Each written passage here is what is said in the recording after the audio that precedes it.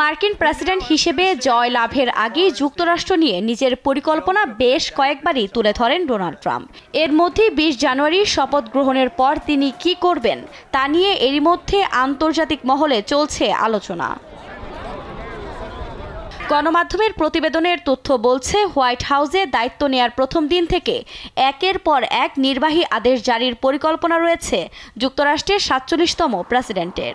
সীমান্ত সংকট, অভিবাসী প্রত্যাবাসন সহ অগ্রাধিকার ভিত্তিতে নানা ইস্যুতে ধাপে ধাপে জারি করা হবে এসব আদেশ। শপথ গ্রহণ ও আনুষ্ঠানিক দায়িত্ব নেয়ার প্রথম দিনেই শুরু করবেন পরিকল্পনা বাস্তবায়নের কাজ। কিছু নির্বাহী আদেশের তাৎপর্য থাকলেও বাকিগুলো মূলত আভাস দেবে কিভাবে আগামী ৪ বছর দেশ শাসন করবেন ডোনাল্ড ট্রাম্প। যদিও বিশ্লেষকদের ধারণা, এদিন ক্ষমতা হাতে পেয়েই বাইডেনের সমস্ত আদেশ বাতিল করতে পারেন নবনির্বাচিত মার্কিন প্রেসিডেন্ট।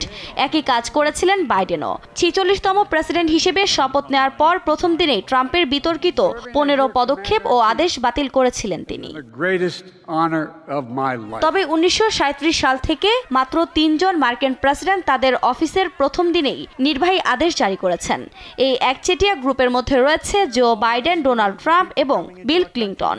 এ অবস্থায় প্রেসিডেন্ট নির্বাচিত ডোনাল্ড ট্রাম্প তার দ্বিতীয় মেয়াদে হোয়াইট হাউসে প্রবেশের প্রথম দিনে কি করবেন তা আগ্রহের জন্ম দিয়েছে।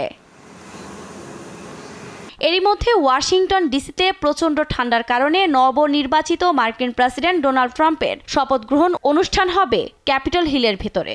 তবে প্রেসিডেন্সিয়াল প্যারেড ও সঙ্গীতানুষ্ঠান হবে ইনডোর ভেন্যু ক্যাপিটল ওয়ান এরিনায়। তবে এবারই প্রথম নয়, ১৯৮৫ সালে রোনাল্ড রিগানও এমনটাই করেছিলেন। আফরিন মৌ, নিউজ ডেস্ক, দেশ টিভি।